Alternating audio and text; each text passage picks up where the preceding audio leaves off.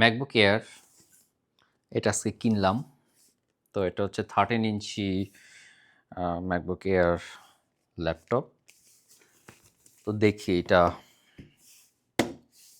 Open করতেছি আর কি, box opening বলতে পারেন। সো কেন ম্যাকবুক এয়ার কিনছি?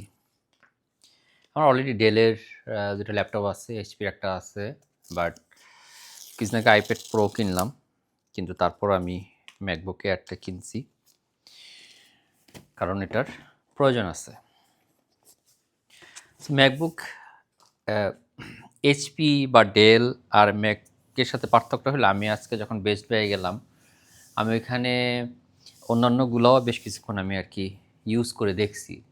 তো আমি যে জিনিসটা দেখলাম যে ওয়ান থিং হলো যে ম্যাকের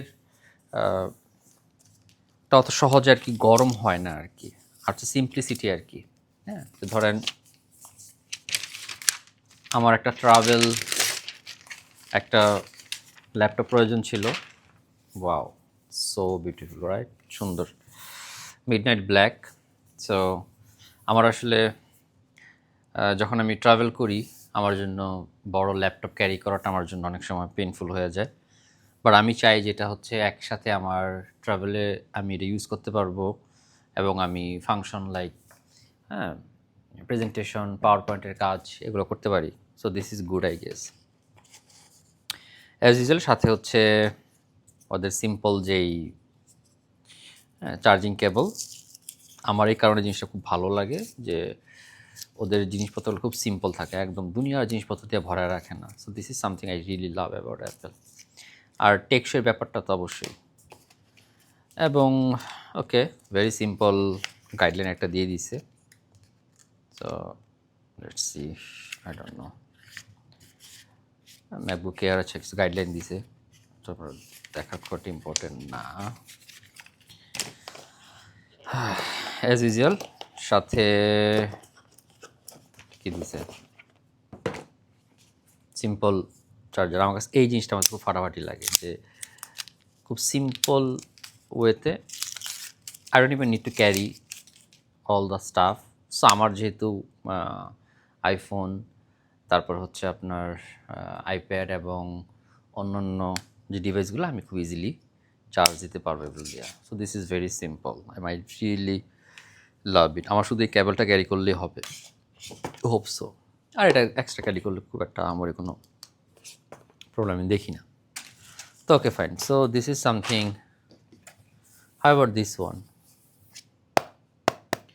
definitely I would say that আমার আউটলেটটা অবশ্যই ভালো লাগছে। এখন আমি যদি ভিতরে যাই, যে okay okay, here it is, very fantastic. মানে অ্যাপেলের বিষয়গুলো একটা অন্য লেভেলের। ওকে, কামান, টাটাডা, দিস ইজ ভেরি গুড। আমি যদি এটারে যদি এভাবে যদি রিভিউ করি যে হাউ অ্যাপেলের কিবোর্ড ইজ ফ্যান্টাস্টিক, মানে দিস ইজ সামথিং। এবং হচ্ছে যেটার যে ট্র্যাকপ্যাড, মানে এইটার মতো স্মুথ। আমি সারফেস প্রো ট্রাই করছি কি টাইপের, কিন্তু আমি আসলে, এবং কিবোর্ডের ক্ষেত্রে আমি আসলে কোনোটার আসলে অত ভালো পাই নাই। সো আমি জানি না দেখানো যাবে কি না, বাট দিস ইজ সামথিং মানে ভেরি স্মুথ। হ্যাঁ, এটা আপনার okay okay. So this is really good. So এটা আমি জাস্ট আনবক্স করলাম। তা আমার কস্ট পড়ছে হচ্ছে $1032 মতো প্লাস ট্যাক্স সামথিং। কিন্তু এটা বাংলাদেশে এটা কত হবে হয়তো আপনারা দেখতে পারবেন। ওকে, সো আমি মনে করি যে বাংলাদেশে যারা আপনারা ম্যাক ইউজ করেন, যদি ট্রাভেল ফ্রেন্ডলি হিসেবে মনে করি এটা খুবই ভালো। তো আমি প্ল্যান করতেছি এটা নিয়ে আমি আমার কনফারেন্স ট্রাভেল করবো এবং আমি দেখবো যে how it feels. But still I am very happy with my purchase. So I can give you more update once I use this.